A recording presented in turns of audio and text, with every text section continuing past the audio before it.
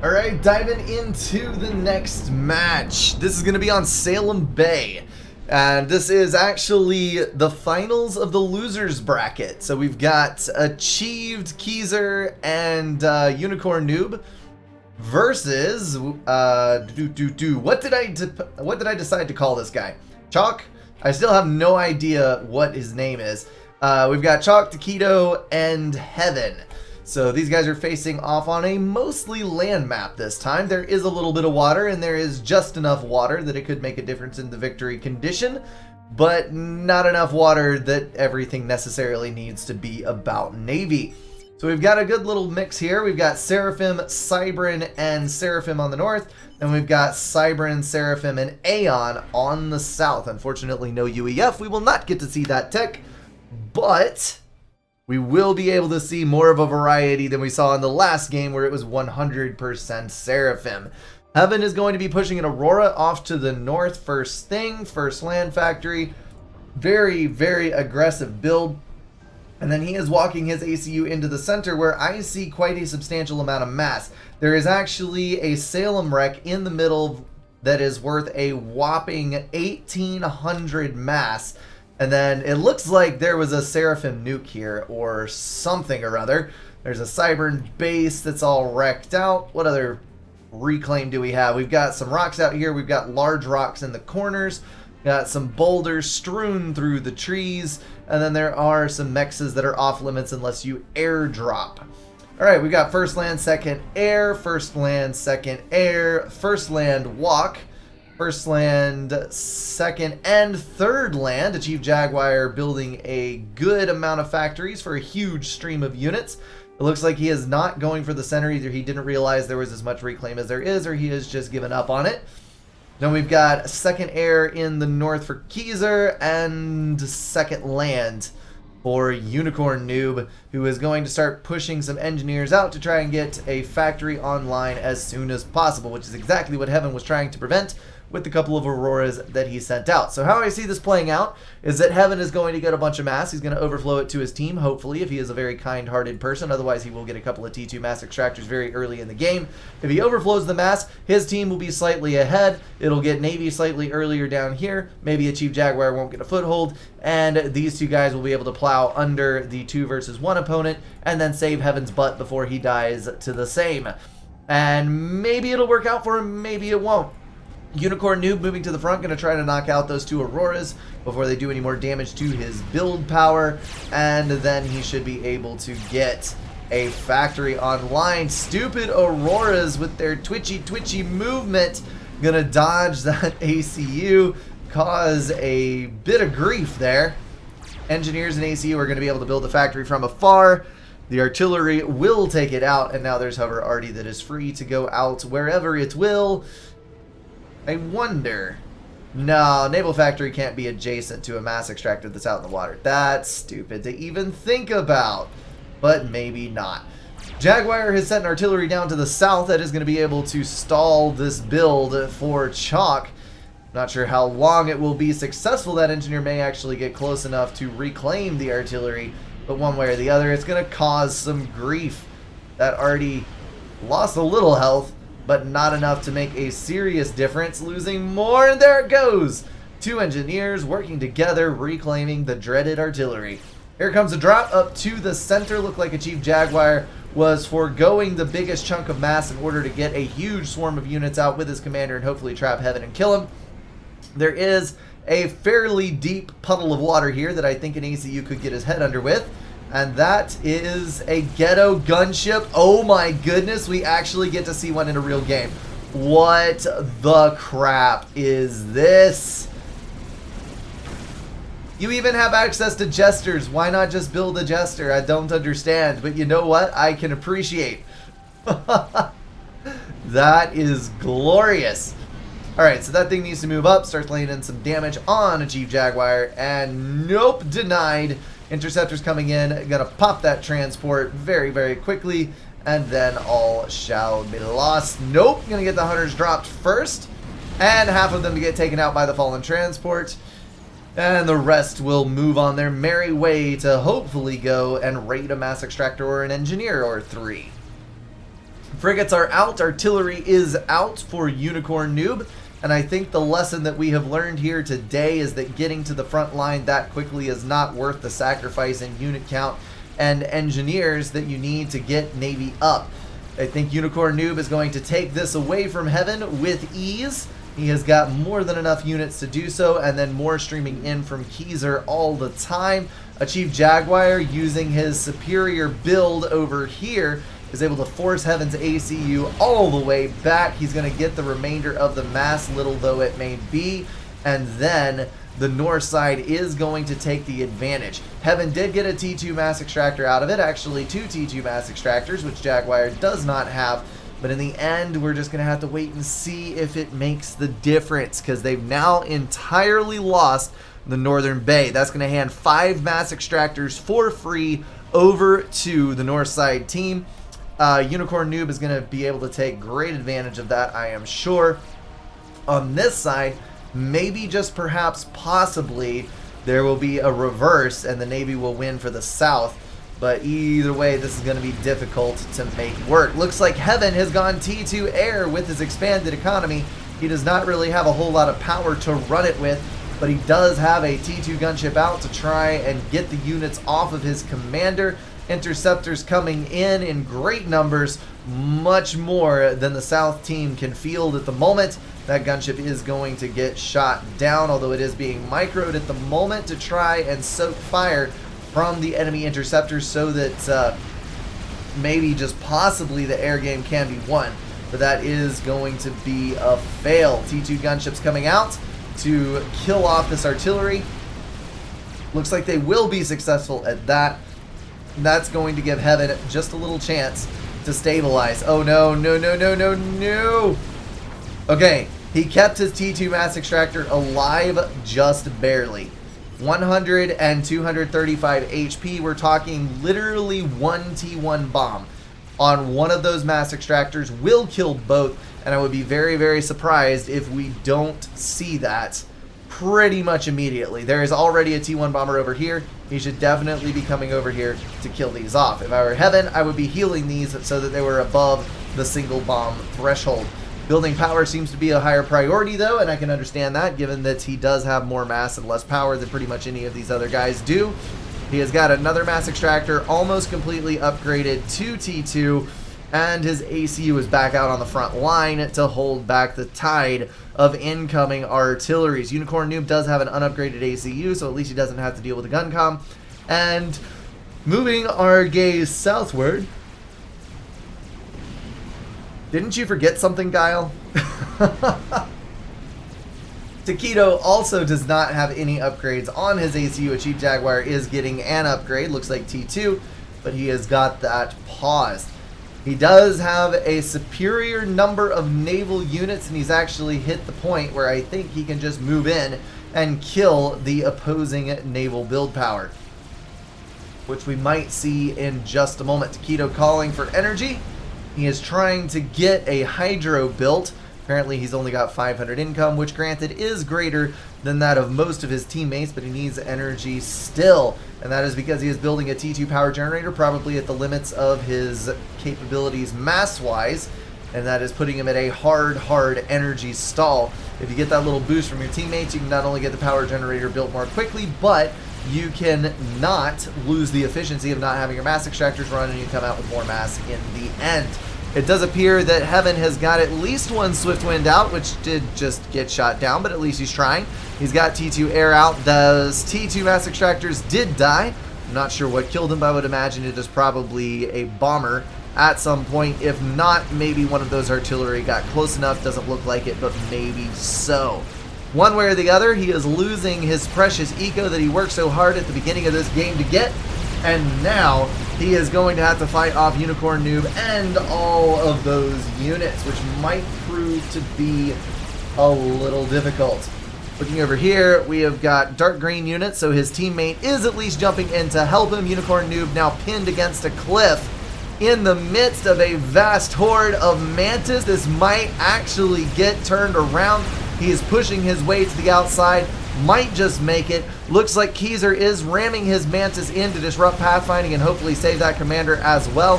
Heaven is going to get away with a mostly unscathed ACU and having destroyed all of the enemy units. More tanks coming in. No!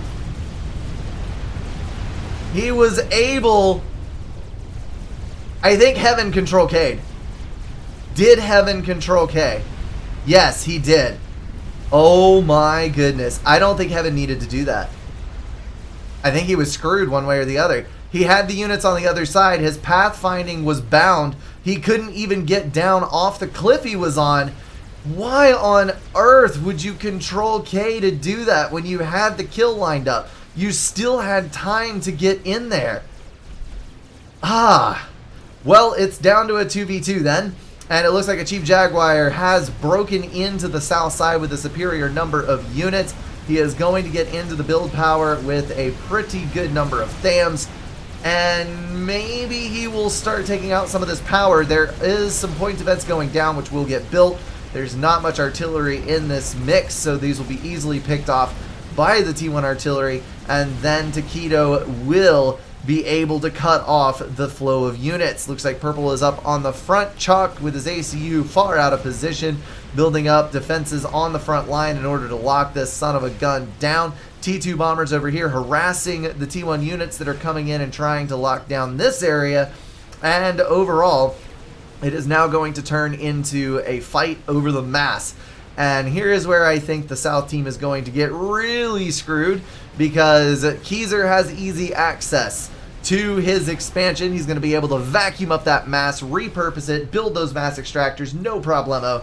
And on the south side, we have got a massive delay starting where they're not going to be able to get any of these things, and Keyser might actually be able to push in with some engineers and gather up that reclaim. There's some T2 gunships that might have something to say otherwise, but it might just get through.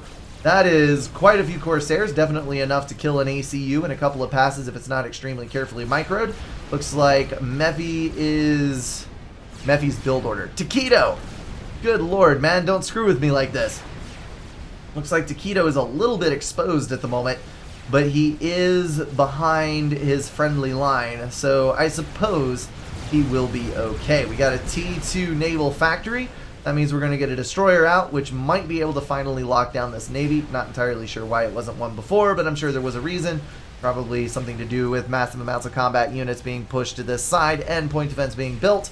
On the north side, got an air incursion.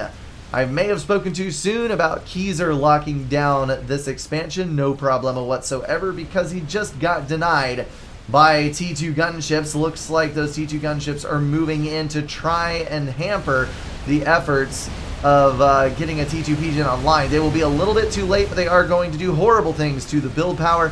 Again, those Renegades are going to be able to affect more than one unit at once, thanks to the good area of effect on that main cannon. But they are going to get shut down by a huge amount of T1 anti-air and interceptors. And that is going to be the end of that little probe of the enemy territory. On the south side, Destroyer is almost done. And then I'm sure this will be followed up very soon by a cruiser, probably literally the next unit out. And on the right, the lockdown is happening. They are going to be able to secure those mass fields. So the map is stabilized once again. Things will calm down for just a few moments, and then who knows?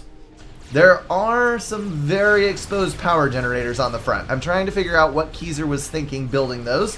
He does have T2 P-Gens up in his base though, which will probably be able to replace anything that is killed down here, but he is going to need some form of land to deal with all of this crap. He has got to get something online to use for map control. Not good, not good. T2 torpedo bombers, T2 gunships moving in on a Chief Jaguar. He is not going to be able to get the cruiser out, I don't think. All the build power disintegrating in a heartbeat, and then the T2 factory taking a horrible amount of damage from those T2 gunships. Torp bombers coming in for a pass, going to lay in even more damage. The destroyer that is already built is going to be able to secure the naval win taking for granted that the gunships don't kill it, but seeing how many interceptors Keyser has makes me think that Keyser will be able to save the air game. I think this might be mutual destruction, you know? Maybe, just maybe. You need to get those other gunships. Nope, there it went. T2 factory is offline. My. The shifting sands. Tanks in the top end. I'm going to kill off a couple of engineers, hopefully deny anything else over there. Probably need to be moving all of these units in, trying to clean out Keyser's front yard. Keyser building almost 100% gunships now. He does still have a few factories off to the side that are building interceptors, but all of his assistance is on the factory building gunships. As you well know, a lot of times the air game shifts back and forth, because one side wins the air game, then they start building combat units. Because they're building combat units, they're not building interceptors or ASF, and then once they stop building air units, then they lose air once again, and it's the eternal cycle back and forth between the teams. Keyser is on the offensive portion of that, and I think he's actually got a good chance of making a pretty dang big difference with these gunships and Corsairs. The question is, what is he going to hit? I think the answer should be obvious. Chalk is on the front line. He has no flak. He is going to take a full round of Corsairs to the face, followed by a bunch of gunships. He's going to try to run for the water, it seems. Corsairs turning around to come back for another pass. Keyser holding his air at the rear to protect his combat units. So much damage in that clump. Chalk is going to get knocked out. Nothing to help it. There was a buttload of anti-air right there, but if you don't have flak, you need so much more anti-air for that single target removal, because then you're killing off the units sequentially instead of at the same time like flak does. You got 25 units to chew through. It's just not gonna happen.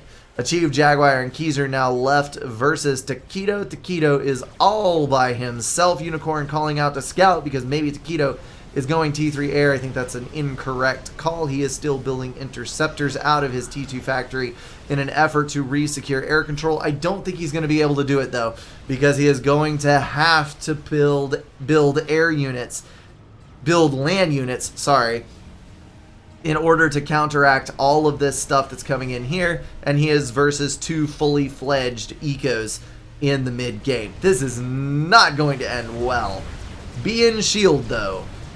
Yes, that would be a good call so that you do not get sniped. He is a sneaky Cybern after all. He could fire beetle you. Air units locking down this expansion once again, and I need to stop using that phrase because I think I've used it approximately 6 times this match already. There's the hiccup, which means the game probably just ended 5 minutes in the future.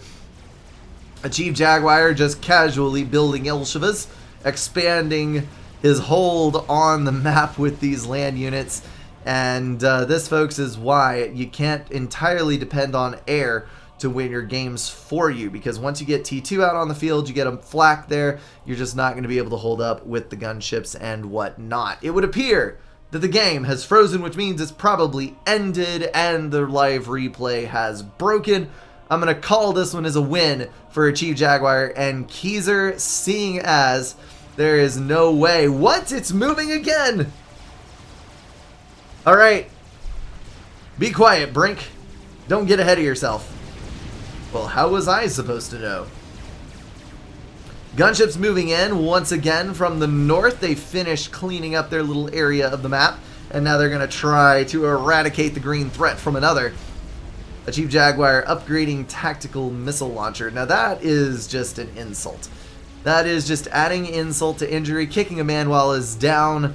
All of those sayings put together, a good little attempt at swapping up air control, but that is going to utterly fail. Taquito smacked back down. Oh, that is just way too much. Way too much air. And then the gunships are taking those shots instead. of the interceptors. Jaguar able to push his group of units around towards the back of the base. This is going to start being a serious problem for Taquito. Ilsheva on this side going to take out a T2 mass extractor, trying to build shields, trying to build all this other kind of stuff. And Taquito apparently knows what he's doing, but I don't know what he's doing. T2 point defense going down. He's already got one flak built and probably going to finish the other half-built flak immediately. There it goes. His ACU is relatively well protected, but he's about to get his base swept out from under him. I'm going to do plus speeds and see where we go. Maybe since the game is over, I think the match will let me move at +2 speeds.